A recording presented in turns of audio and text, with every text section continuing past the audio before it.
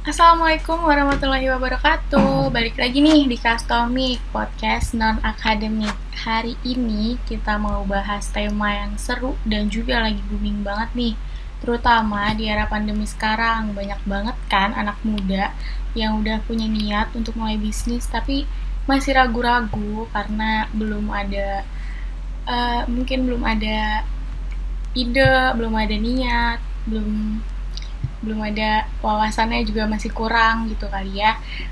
Dan di sini yang pasti untuk ngomongin bisnis gue nggak akan sendirian. Di sini gue udah undang temen gue yang kebetulan dia udah memulai bisnisnya sendiri.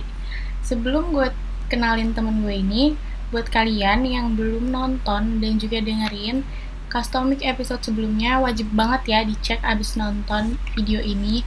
Pembahasannya itu tentang skincare dan yang pastinya banyak banget ilmu baru skincare khususnya buat para pemula. Dan juga jangan lupa buat subscribe, like, dan komen di YouTube-nya Hima Eksyar. Kalian juga bisa nih cek Spotify-nya Hima Ekonomi Syariah, atau bisa juga langsung search Customik. Kayak langsung aja nih gue undang temen gue, Irsyad. Halo, Assalamualaikum warahmatullahi wabarakatuh. Selamat siang. Halo Salwa, apa kabar Wak? Halo, Waalaikumsalam warahmatullahi wabarakatuh. Siang, baik, alhamdulillah kabar gue baik. Kalau lo sendiri gimana nih kabarnya? Alhamdulillah, kabar gue baik, sehat juga, dan belum ada kendala apa-apa. Paling bosen doang sih di rumah. BTW ini ditayanginya di YouTube apa di Spotify sih? Dua-duanya dong, di YouTube Oh, ada, dua-duanya. di Spotify juga ada. Iya, iya. Keren, keren, keren, keren. Customnya keren. Ya, Keren, gimana Wak? Gimana, keren. gimana? Oke, Mbak langsung deh kenalan dari lo sendiri. Oke, nama gue Muhammad Irsyad Fadilah. Gue mahasiswa aktif Ekonomi Syariah angkatan 2019 di FEB UPNPJ. Terus kegiatan gue selain kuliah, gue aktif di BEM sama di kelompok studi sambil ngelola beberapa usaha. Kurang lebih segitu, Pak. Oke, berarti susah ya manage waktunya ya. Organisasi, kuliah, bisnis juga. Oke. Manage waktu susah-susah gampang sih, tapi yang susah kalau semuanya dijadiin di satu hari itu susah banget tuh, bingung gue tuh. Tapi nggak Kalau masalah sih sejauh ini. dijalanin aja ya, enjoy aja sih Benar intinya banget. kan. Beda lo lagi Oke, aktif di mana? Wah, gue pengen nanya, Wak. Lo lagi aktif di mana, Wak? kenapa? Lagi aktif di mana? Gue sekarang lagi aktif organisasi, kuliah juga. Ya, gitu-gitu aja deh. Di ini himpunan. Kadang di himpunan ya gue jadi Oke, oke, staff oke. di departemen media kreatif, Oh alah, terus baru tahu ngurusin gue. saman juga, samannya ekonomi syariah. Oh Terus alah, oke, oke, kalau oke, oke. misalkan lu minta tolong kan, nah, jadi sebenarnya gue juga kadang membantu Irsyad guys untuk Lo bukan bisnisnya. rahasia dapur nih, Wak. Oke, boleh Oke, langsung gimana, masuk gimana, aja gimana, kali gimana, ya ke gimana, topik gimana? bisnisnya. Boleh, boleh. Bisnis lo tuh apa sih, Syad? Kalau boleh tahu. Teman-teman kan Yang pada nggak tahu pertama, mungkin ya. oke, oke. Yang pertama itu di Panahan, gue ada archeryhouse.id. Itu nama Instagramnya. Tapi nama tempatnya sih Archery House, atau biasa juga dibilangnya Blue Fighter Archery cabang Jatirangon. Sama satu lagi gue ngelola Alfadila Food yang jual produk kuliner khas Timur Tengah. Ada nasi kebuli, nasi mandi, nasi biryani dengan olahan ayam dan kambing. Kurang lebih begitu, Wak.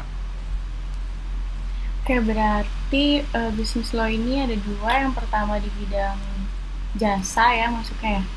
Dan Yap, yang kedua di bidang kuliner. ya, benar, Buat benar. teman-teman tuh boleh tuh dicek Instagramnya archeryhouse.id sama alfadilah.food. Betul sekali.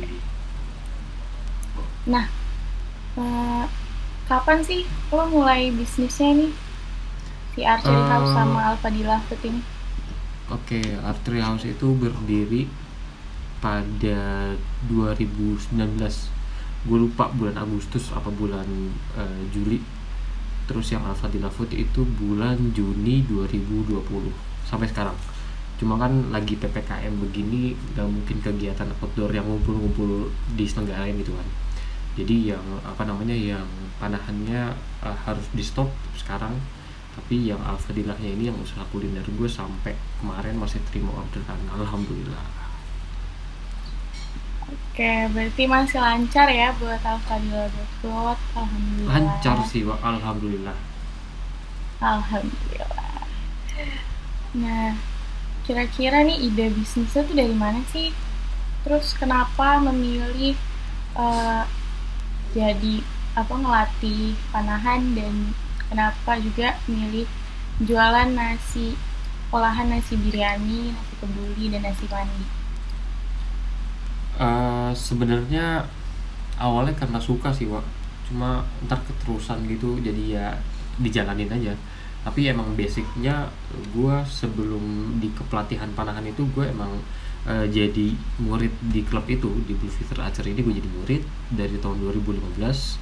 Terus sampai 2018 gue diangkat ke pelatih.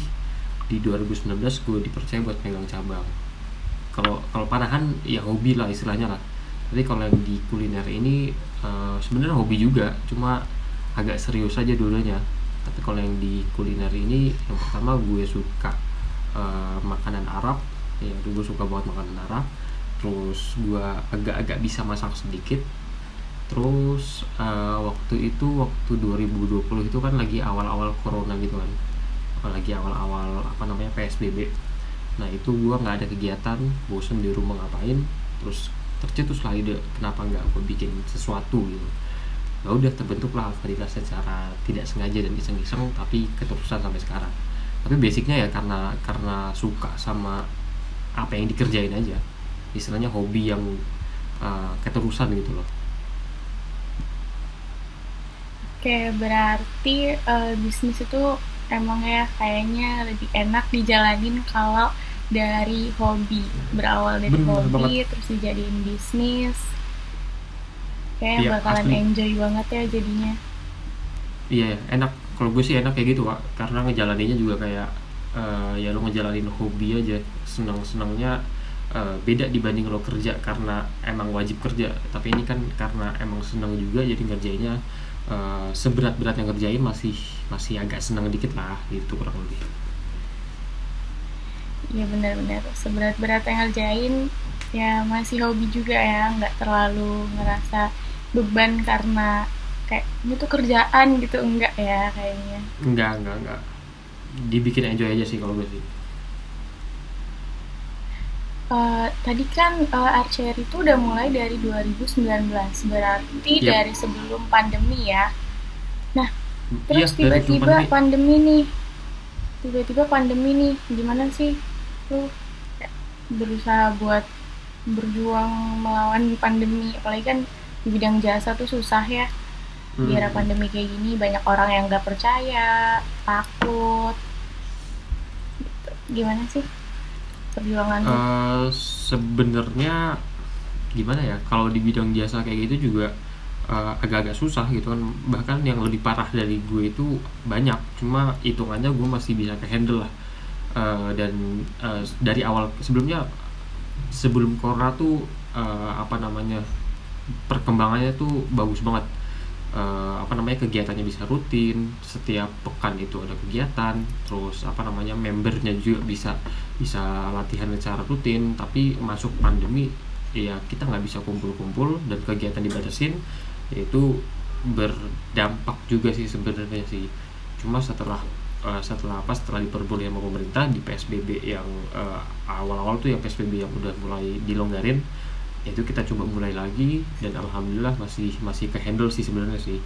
Cuma mungkin nggak apa namanya, nggak normal pas sebelum pandemi. Tapi ya mau nggak mau, gimana pun caranya kita harus tetap survive di situ. entah itu inovasi dengan prokes atau pembatasan member, pembatasan peserta, gitu-gitu sih paling sih. Cuma ya emang ini aja, emang nggak semudah pas normal aja, tapi kan itu harus dijalani juga gitu Pak. Ya Iya sama aja bener kayak, banget sih. iya sama kayak lo kuliah aja gitu Pak. Lo kuliah pas offline juga kan vibes-nya beda sama kuliah pas online. Ada aja rintangan-rintangan pas online tuh, malesnya lah, atau lo di kamar pengen tiduran lah, ya gitu-gitu pasti ada. Ya begitu juga ke bisnis biasa ini, kurang lebih gitu sih Pak. Iya sih, benar-benar benar. Terus kira-kira ada member yang keluar itu nggak sih, sampai ada yang kayak gitu nggak? Keluar karena pandemi sih nggak ada ya kayaknya ya. Cuma paling keluarnya karena apa namanya, emang anaknya nggak cocok di panahan atau gitu-gitu ya ada. Itu wajar di apa namanya, di agenda olahraga tuh wajar. Kayak misalkan zaman lo sekolah gitu deh, atau mungkin zaman kuliah sekarang di kegiatan ekskul ada yang keluar masuk gitu kan pasti ada, yaitu kejadian juga. Cuma alhamdulillah nggak sampai yang dikit banget sih, dan terus ada yang daftar juga. Cuma yang mau gue jelasin di sini sih, sebenarnya di jasa ini gue bisnisnya nggak terlalu profit oriented gitu kan, karena ya jasa ini gue istilahnya ngajarin apa namanya, ngajarin anak-anak buat panahan gitu kan, nggak semata-mata karena uang, tapi lebih ada unsur apa ya, unsur sosialnya gitu deh. Jadi nggak semata-mata karena profit. Cuma ya memang kita ngejalannya ya harus ada pemasukan lah buat kita, kurang lebih gitu. Oke, berarti member keluar karena pandemi nggak ada ya, alhamdulillah Bisa berarti. dibilang nggak ada, tapi ada yang member yang nggak bersedia buat latihan reguler di pandemi, ada, dan dia memilih buat private ya ada aja, dan itu Oh, masih bisa berarti kita fasilitasi. masih ada jalan lain ya, berarti. Ada. Ya, terus awalnya kenapa sih mau mulai bisnis sendiri? Em, Kalau yang di panahan karena ada peluang sebenarnya, karena ada peluang buat gue megang cabang, dan gue tipe yang bisa dibilang agak-agak oportunis, dimana kalau ada peluang yang gue rasa ini menguntungkan buat apa namanya, buat dijalanin ya gue jalanin. Tapi kalau di panahan ya intinya gitu, intinya karena ada peluang, dan sayang aja sebenarnya kalau peluangnya dilewatin gitu aja, kurang lebih gitu. Ini masih ngomongin tentang panahan kan, belum yang satu lagi kan.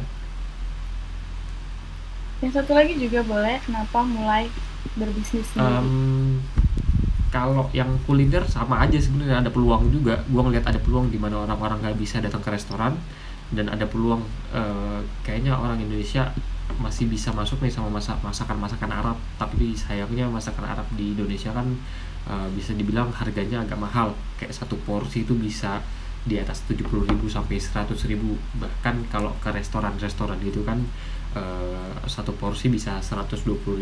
Nah mungkin gue coba cari yang bisa lebih murah di kantong aja sih. Ya itu peluang yang gue rasa bisa disasar, dan alhamdulillah masih masuk ke pasar, kurang lebih gitu. Ya intinya peluang aja, ada peluang yang terlintas di otak gue, dan peluang itu ada di hadapan gue ya. Selagi gue bisa, selagi gue sanggup, dan selagi gue mau belajar, ya gue sikat, kurang lebih sih gitu. Ya berarti sebelum mulai bisnis intinya itu melihat peluang dulu ya. Benar, itu penting sih buat melihat peluang. Dan kadang peluang itu datangnya ya nggak bisa diprediksi, tiba-tiba peluangnya datang. Kalau lo mau ambil, lo harus belajar, lo harus learning by doing. Tapi kalau lo nggak ngambil, ya jangan nyesel kalau ternyata peluang itu menguntungkan buat perkembangan diri lo. Kalau gue sih gitu. Oke. Buat step awal nih, step awal mulai bisnis dari lo, gimana sih stepnya? Mungkin kan teman-teman di sini ada yang mau mulai bisnis, cuma masih bingung gimana ya awalnya mau mulai bisnis, masih takut-takut juga. Justru kalau kata gue, yang penting nih dicoba aja. namanya masih muda, lo masih ada waktu panjang nih buat gagal istilahnya, ya harus dicoba. Karena kalau nggak dicoba lo nggak belajar, dan kalau lo nggak belajar lo nggak bisa. Jadi intinya harus berani buat coba, harus berani buat mikir, harus berani buat buat ngehasilin ide, harus berani buat inovasi, harus berani buat gagal, dan berani buat tanggung risiko. Jadi inti dari gue sih sebenarnya keberanian buat bisnis itu harus ada ya, harus harus terbentuk. Karena yang namanya bisnis nggak mungkin lo sekali nanam modal lo kelola bisnis berhasil, itu nggak mungkin, pasti ada gagal-gagalnya. Nah di mana gagalnya itu kan nggak tahu juga adanya di mana, makanya lo harus berani. Kalau kata gue yang pertama, dikonsepin secara matang. Terus kalau ternyata komponen-komponennya udah kekumpul, ya harus berani buat nyoba gitu, berani buat nyoba dan berani buat nanggung segala resiko yang bakal ada. Kalau dari gue sih gitu. Oke, berarti mau mulai bisnis tuh berani gak berani harus berani aja ya, biar Benar. bisa jalan bisnisnya. Iya, Keren, keren, sama keren. sama ini sih kalau tambahan dari gue sih, harus punya ketertarikan sendiri sama bisnis itu sendiri, sama usaha itu sendiri. Karena kan beda nih orang ngelola usaha sama orang jadi jadi karyawan. Sesimpel kayak lo punya usaha sama lo magang di tempat orang itu beda itu kan. Dan itu harus punya daya tarik sendiri, karena emang ranah kerjanya beda, job desknya beda, dan energi yang dibutuhkan juga beda. Jadi jangan sampai ke bisnis justru jadi salah. Jadi ya harus terukur juga kalau gue sih. Oke. Tuh guys, berarti buat kalian yang mau mulai bisnis, kalian tuh harus berani mulai. Berani mulai, berani mengambil resiko, berani gagal. Karena kan ya namanya bisnis ya, nggak selalu berhasil gitu. Bener banget. Ya simpelnya kayak gitu. Maksudnya hukum dasar bisnis tuh ya kayak gitu, dan itu bakal kejadian juga.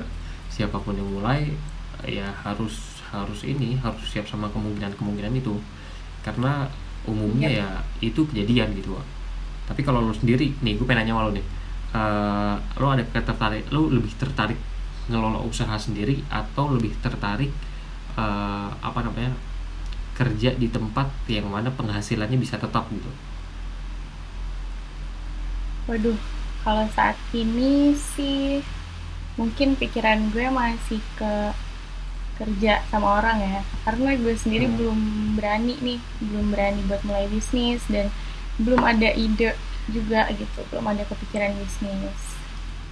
Itu sih Nah kalau iya, maksud gue. gua kan, maksud tuh nggak semua orang, nggak semua orang bisa dipaksa buat ngelola usaha sendiri. Ada tipe-tipe orang yang kayak Salwa yang lebih prefer buat kerja sama orang karena resikonya lebih aman, dan itu gua rasa ini sih pilihan masing-masing dan nggak bisa dipaksain. Kalau gue sih gitu. Yes, benar banget. Jadi kalau mau mulai bisnis harus ada keberanian, siap memulai, siap juga menanggung resiko nantinya. Iya, Oke, benar. menurut lo nih, harus punya modal banyak nggak sih buat mulai bisnis tuh? Em, Sebenarnya tergantung kapasitas ya. Kapasitas kita mau punya bisnis yang gede atau buat starter, atau mau bisnis yang kayak gimana, itu tergantung. Tapi kalau gue pribadi sebenarnya nggak harus juga, dan modal itu bisa dicari dengan sistem kerjasama. Misal kayak gue yang di Panahan, terus terang modal gue tuh nggak terlalu gede gitu kan, karena memang gue ditempatkan di situ sebagai pengelola dan bukan sebagai pemodal. Nah tapi di sisi lain gue mau belajar gimana rasanya supaya bisnis ini bisa gue modalin dan bisa gue kelola sendiri. Nah makanya di 2020 kemarin gue coba bikin Alfadila Food. Itu sampai sekarang bisnisnya 100% dari gue sendiri, dan pengelolaannya juga masih ada di tangan gue. Jadi kalau ditanya perlu punya modal apa enggak, sebenarnya enggak, tapi tergantung lagi balik ke yang butuhnya itu. Kalau ternyata ngerasa mampu buat punya modal sendiri, ya silakan. Tapi kalau ternyata punya kemampuan buat mengelola tanpa ada modal, ya boleh coba ngajuin permodalan itu, kayak misalkan banyak kompetisi bisnis yang hadiahnya itu modal bisnis, dan itu bisa diikutin gitu. Banyak sih caranya sebenarnya, nggak semuanya harus pakai uang sendiri gitu, Wak. Oke. Ya, berarti tergantung bisnisnya juga ya. Kalau Yap. misalkan bisnisnya mau nyoba-nyoba dulu, mungkin modalnya nggak harus gede, jadi bisa pakai Nggak modal harus. dari sendiri gitu ya. Hmm. Mungkin Dan gini, Wak, kalau sebenarnya, Wak. misalkan gimana Sebenarnya gimana. gini, kalau dari gue sebenarnya, ini gue ngomong buat seumuran gue ya, buat anak yang sepantaran sama gue atau beda dikit. Sebenarnya yang di bisnis ini niatinnya buat belajar aja sih kalau kata gue sih. Jadi modal itu nggak terlalu jadi patokan utama. Yang penting lo mau belajar ngelola, lo mau belajar gimana caranya supaya ngedapetin modal, lo harus belajar gimana supaya modal itu efisien, lo harus belajar juga gimana caranya supaya modal ini nggak kebuang-buang. Nah, itu yang menurut gue lebih penting buat dipertimbangin. Jadi bukan seberapa besar modalnya, tapi gimana cara modal yang lo pegang ini jadi efisien dan efektif. Kalau gue sih gitu. Jadi nggak semuanya semata-mata tinggal jalan aja, tapi ada proses pembelajaran yang mungkin agak susah lo dapetin kalau nanti lo umur 30 tahun, 40 tahun dan sebagainya macamnya. Kurang lebih gitu. Oke oke. Jawabannya bagus ya, tapi agak berat ya. Yap. Oke, menurut lo nih, mental yang harus disiapin, yang wajib kita punya sebelum mulai bisnis tuh apa sih? Mental ya itu, mental berani gagal, mental berani rugi, mental berani buat dengerin komplainan customer, mental buat berani nyoba. Tapi kalau digaris bawain semuanya ya harus punya mental keberanian yang cukup lah. Karena kalau ternyata mental lo nggak kuat di bisnis, baru kena ombak sekali bisa tumbang. Karena semakin gede bisnis lo, makin banyak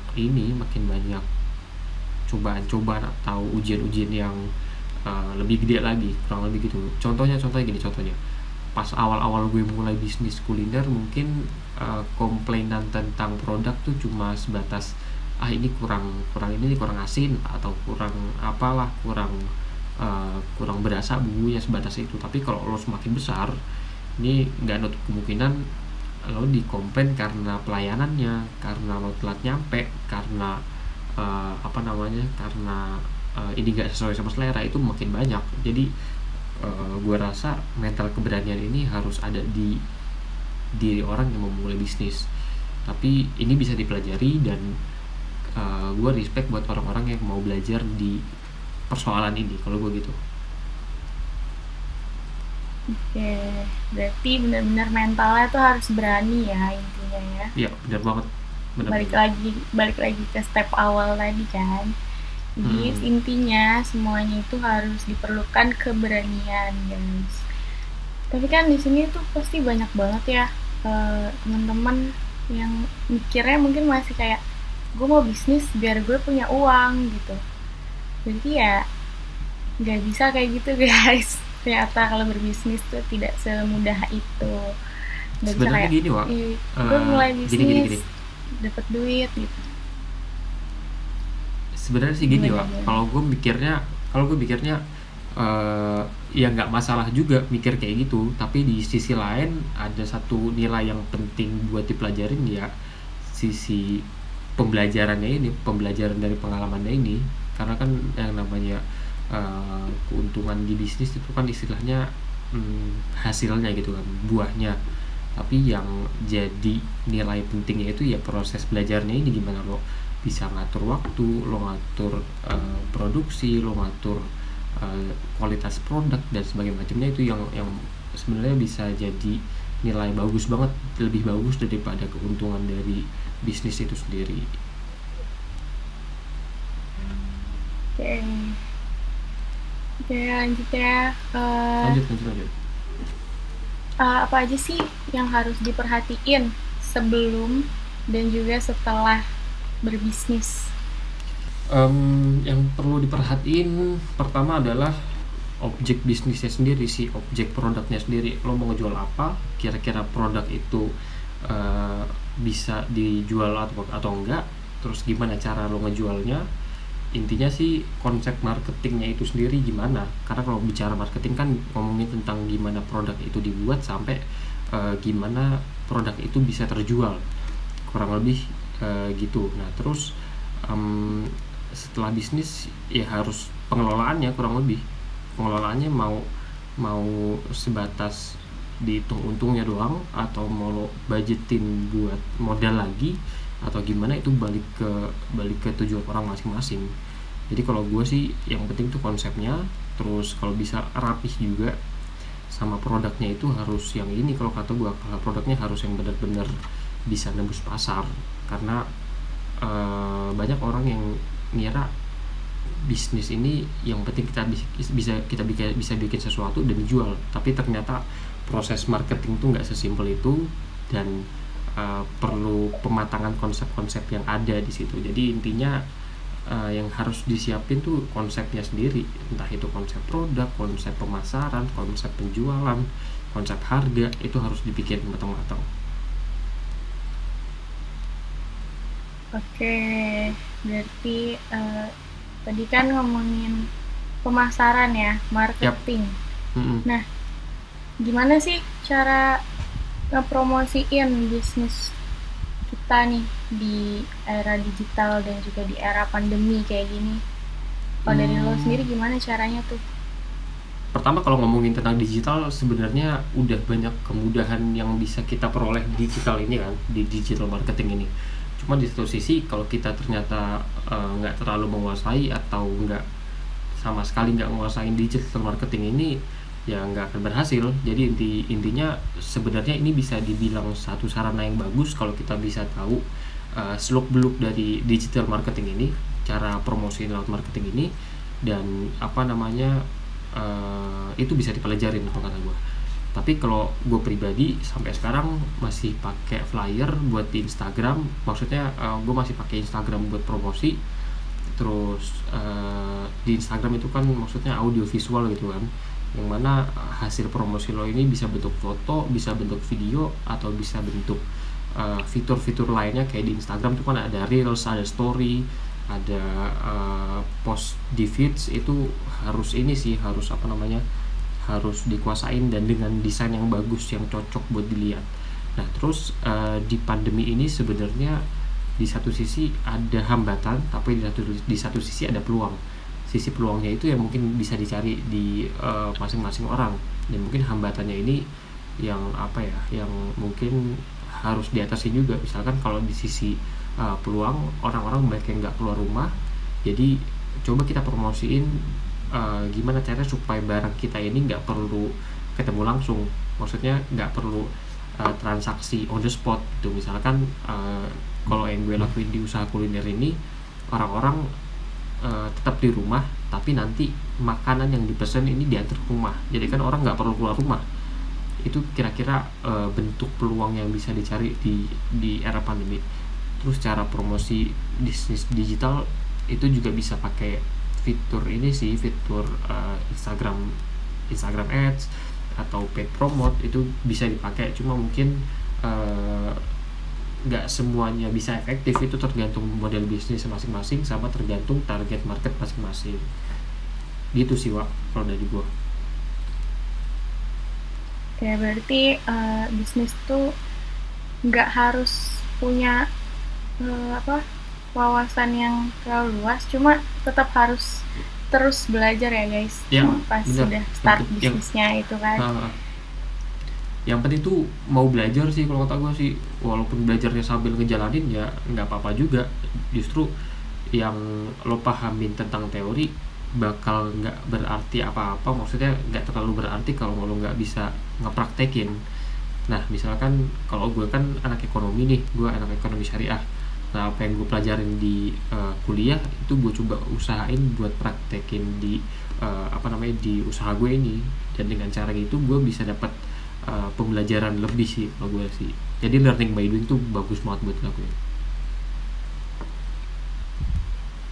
Yes, benar. Jadi mulai bisnis juga nggak semata-mata udah jago gitu, harus tetap belajar terus gitu kan. Nah, berdasarkan pengalaman lu nih, Chat, kalau bisnis kalau bisnis lo atau bisnis teman-teman di sini kelihatannya nggak terlalu laku, kira-kira apa sih yang harus dilakuin? Lo biasanya ngapain tuh biasanya? Yang pertama harus dilakuin ya evaluasi. Itu penting banget tuh, evaluasi tiap waktu, entah itu evaluasi produk, evaluasi cara promosi, evaluasi cara ngejual, evaluasi harga. Itu banyak banget yang harus dipertimbangin sih, tergantung nggak lakunya karena apa. Dan itu yang harus dicari tahu, ini kita kira-kira nggak laku karena apa ya, atau karena kualitas produk kita yang kurang, atau karena kemasan kita yang nggak bagus, atau karena pelayanan kita yang jelek. Itu yang perlu dievaluasi. Tapi balik lagi, kalau lo mau belajar ya cara buat nanganin itu semua biasanya bakal ketemu caranya.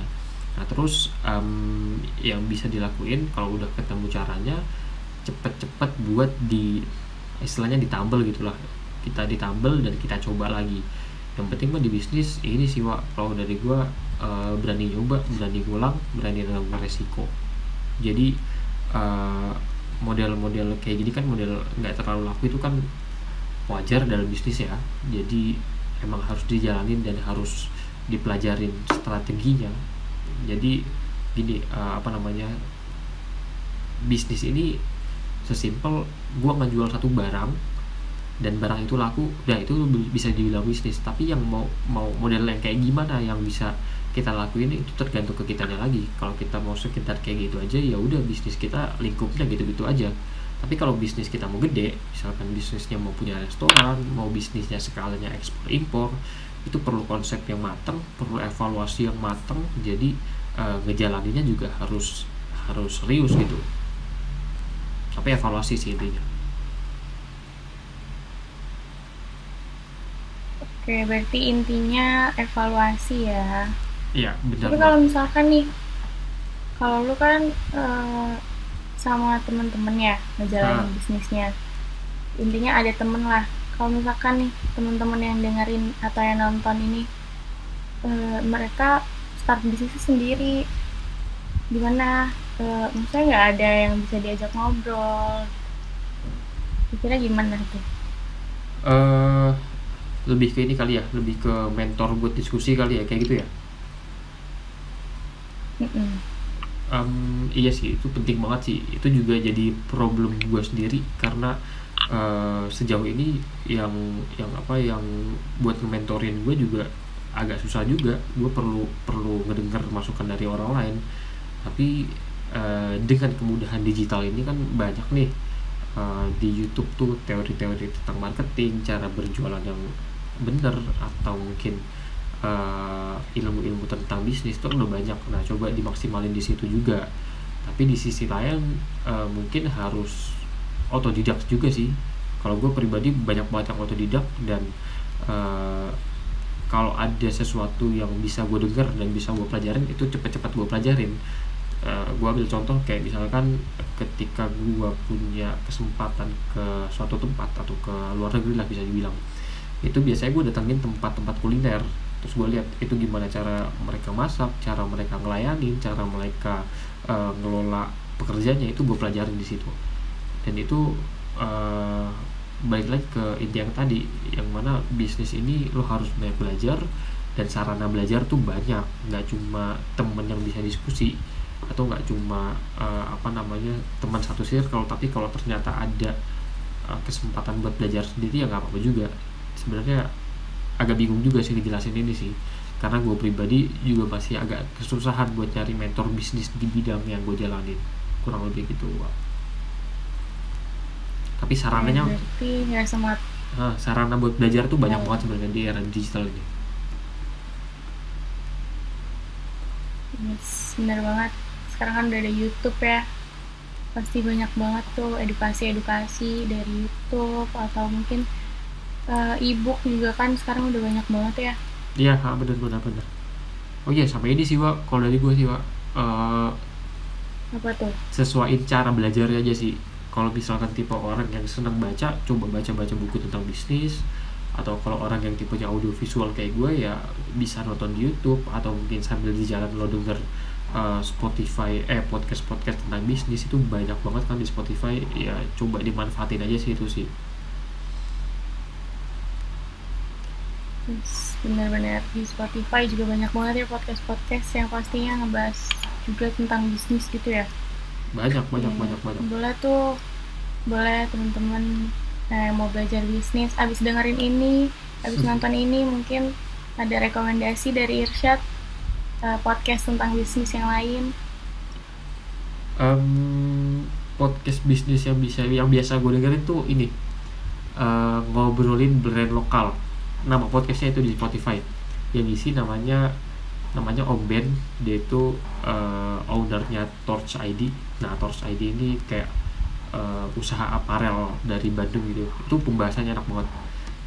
Itu tergantung masing-masing orang sih. Kalau gue tipe orang yang nggak bisa dengerin orang yang pembahasannya menggebu-gebu, terus kayak speaker MLM, tau gak sih lo? Kayak yang seminar MLM tuh gue bisa tuh. Gue lebih suka tipe orang yang realistis. Kalau emang nggak bisa dibilang nggak bisa, kalau emang bisa ya coba diusahain. Ya bisa, dia bakal bilang apa adanya. Itu gue lebih suka kayak gitu. Tapi ya tergantung lo semua. Kalau dari gue pribadi, gue lebih suka tipe-tipe pembicara kayak gitu. Atau mungkin Helmi Yahya tuh asik tuh dengerinnya tuh. Terus Dita Wirjawan juga asik banget sih dengerin mereka ngomong. Kalau dari gue sih itu sih. Boleh tuh teman-teman dengerin dari sini ya. Nah, lanjut, menurut lo nih tantangan bisnis di era pandemi kayak gini tuh gimana?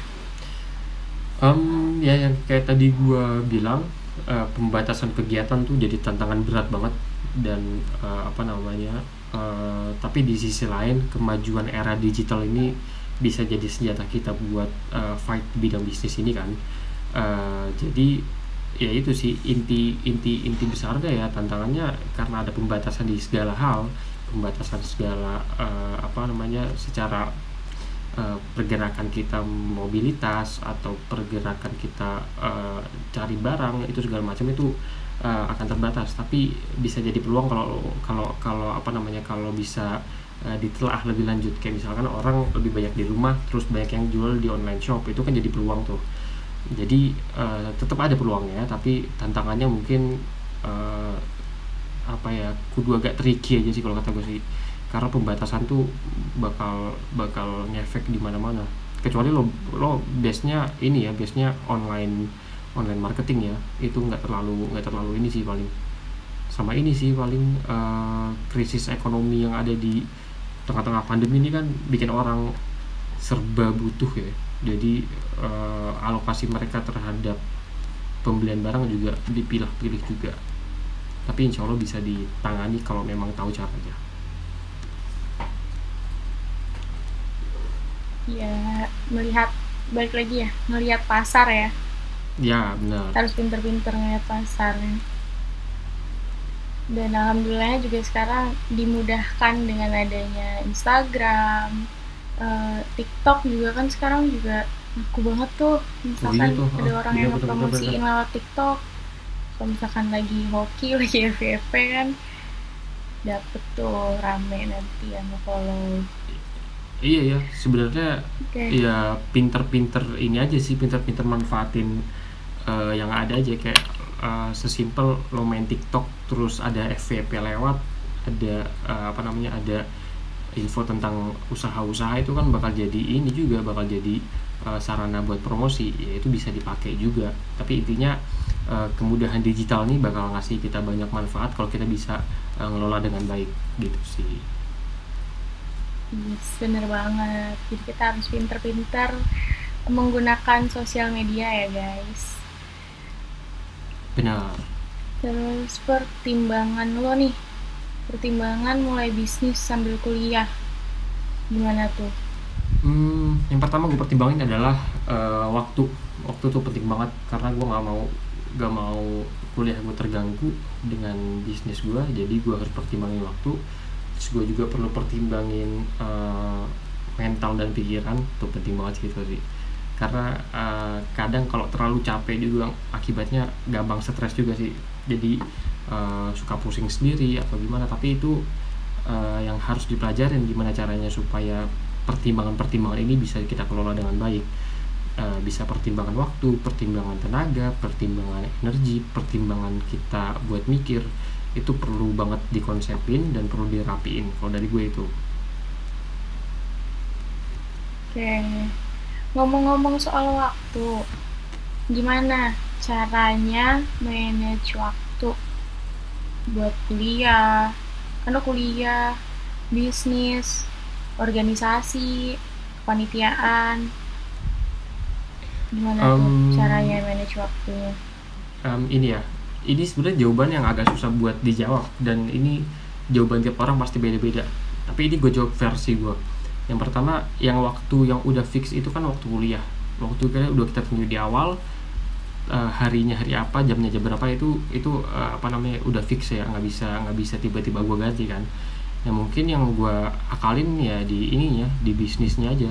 Alhamdulillah kan bisnis gue nggak, bisa dibilang apa ya, bentuknya freelance gitu kan, nggak setiap hari nggak setiap hari jalan. Jadi paling gue coba cari-cari waktu kosong dan gue isi, cari waktu kosong gue isi, cari waktu kosong gue isi. Terus ini juga sih paling apa namanya, pinter-pinter kita juga buat ngeplot-plotin waktu juga, itu penting banget. Ya misalkan hari Sabtu Minggu tuh kan nggak ada kuliah tuh, itu lo punya pilihan buat main juga kan. Nah itu paling yang jadi pertimbangan gue juga, lo mau main jam berapa. Misalkan mainnya malam, sore sampai malam, ya oke nggak apa-apa. Tapi mungkin buat pagi sampai siang gue luangin buat waktu usaha gue. Terus mungkin di organisasi juga mungkin cari waktu rapatnya ya. Gue bilang sama teman-teman gue kalau gue punya waktu rapat jam segini sampai jam segini. Itu sih paling kita harus punya apa namanya, punya prinsip sendiri buat ngatur waktu. eh, cara apa namanya, cara umumnya gue bingung juga gimana jawabnya, karena itu tergantung orang masing-masing. Kalau gue pribadi caranya gitu, gue bisa ngatur waktu gue sendiri, dan enaknya bisnis sendiri ya bisa ngatur waktu sendiri. Itu sih intinya sih. Karena bisnis yang gue jalanin waktunya gue ngatur sendiri, jadi nggak terlalu masalah di pengaturan waktu. Ya berarti kalau soal bisnis tergantung lo nya ya, kayak lagi kosongnya di hari apa, di jam berapa, mungkin baru open pre-order ya kan sistemnya. Benar ya. Untuk organisasi ya emang kita lebih apa ya, tentatif ya waktunya. Kalau untuk rapat-rapat gitu bisa Mm-mm. bisa request kayak gue nggak bisa nih hari ini gitu, mungkin bisa di hari lain. Iya Itu sih, Wak. sih kalau Kalau kalau organisasi kalau kalau gue bisa bener-bener. gitu, gue terus terang sama teman-teman gue. Gue nggak bisa tiba-tiba dadakan buat rapat, agak susah. Tapi ya itu tergantung masing-masing orang gitu kan. Kalau lo gimana, Wak, kira-kira, Wak? Lo ada problem gak nih ngatur waktu, Sama eh, sih, ngatur waktu organisasi sama kuliah? sama sih kurang lebih. Kalau organisasi ya kalau misalkan gue nggak bisa, gue akan bilang gue nggak bisa. Mungkin ada eh, kebutuhan atau keperluan lain, atau ada rapat dari kepanitiaan atau organisasi lain gitu yang bentrok, jadi kayak gue nggak bisa nih di hari ini gitu. Itu sih enaknya memang ya kalau online gini, mungkin saling ngertiin ya. Hmm. Tapi ini sih, Wak, yang mungkin kadang orang lupa tuh, tanggung jawab sama tugas masing-masing. Maksudnya jangan sampai lo izin tapi lo tinggalin tanggung jawab juga sih. Itu yang kadang suka gue kepikiran tuh kayak gitu tuh. Lo kepikiran gak kayak gitu, Wak? Pikiran banget sih, apalagi kalau soal kuliah ya. Masa kita ninggalin kuliah demi hal lain gitu, kan nggak mungkin. Nah iya, makanya itu yang jadi, yang kadang suka kepikiran juga. Cuma kan eh ya emang waktu kita juga sih, masih umur segini juga, masih punya banyak banyak kegiatan. Ya coba dibikin enjoy aja kali ya. Yes, benar-benar. Intinya jalaninnya santai aja guys, dinikmati aja karena masih muda ya, mumpung masih muda kita coba aja lah semuanya. Organisasi, kepanitiaan, bisnis, coba-coba aja nggak apa-apa. Kalau gagal ya namanya juga mencoba ya. Nggak apa-apa lu Nah gagal terus, masih muda tuh nggak apa-apa daripada gagal pas tua. Justru yang iya, jadi problem kan gagal emang pas tua. masih muda juga. Bener-bener bener. Terus nanti setelah lo lulus kuliah nih, rencananya mau ngelanjutin bisnis atau mau cari kerja? Ayo, gimana nih? Mau Ini gedein bisnis apa gimana?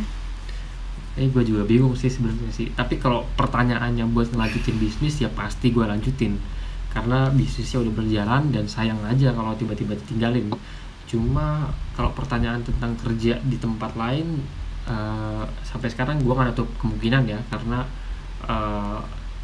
gue masih berpikiran di umur yang masih muda justru harus cari banyak pengalaman.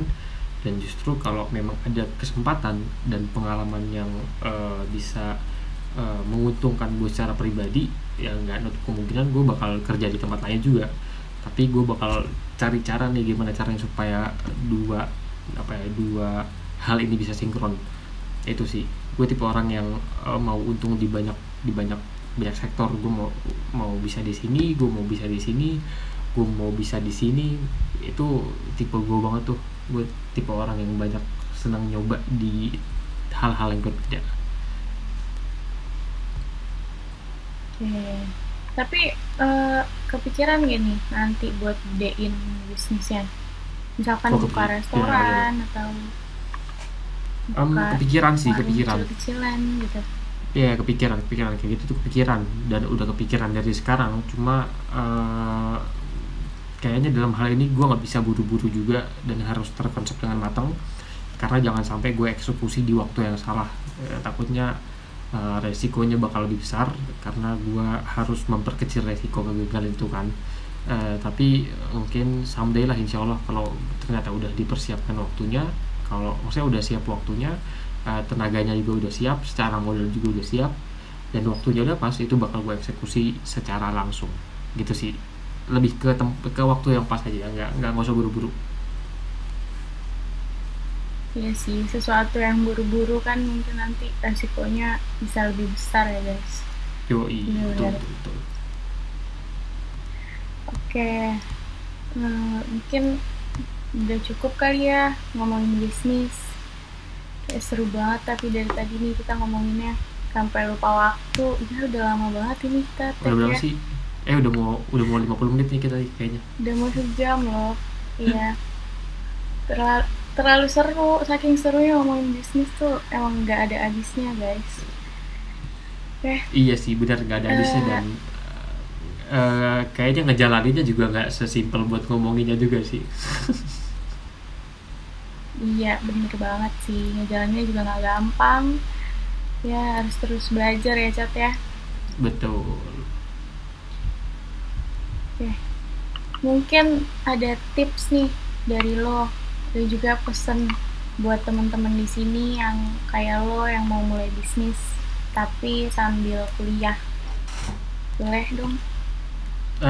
Tips dari gua yang pertama adalah coba cari kegiatan bisnis yang benar-benar sesuai sama diri lo, benar-benar produknya lo suka, dan ini nggak semata-mata karena permintaan pasar aja, tapi gimana caranya supaya ide lo itu cocok sama keadaan pasar. Itu yang pertama. Yang kedua, coba buat siapin diri untuk berani ngambil tindakan, berani mencoba, berani buat nerima segala resiko. Karena pada dasarnya di ngejalanin bisnis ini nggak segampang teori-teorinya gitu kan. Kalau lo belajar di ekonomi mungkin teori pasar ya, di mana permintaan sama penawaran tuh harus balance, itu teori gampang ya. Cuma ngejalaninnya kan nggak mungkin segampang itu. Terus yang ketiga mungkin jangan malas buat belajar sih. Belajar dari banyak hal, entah itu dari buku, dari video di YouTube, atau mungkin dengerin orang yang lebih paham tentang bisnis. Itu lo jangan nutup kuping buat belajar, tapi justru semakin lo masuk ke bisnis lo harus semakin banyak belajar, uh, dengan cara apapun, baik itu dengan cara pengalaman pribadi atau gimana pun, itu yang perlu ditingkatin. Jadi kuncinya ada 3 tadi. Yang pertama itu lo harus berani buat nyoba, kedua harus sesuai sama diri sendiri, yang ketiga harus berani belajar. Itu kurang lebih.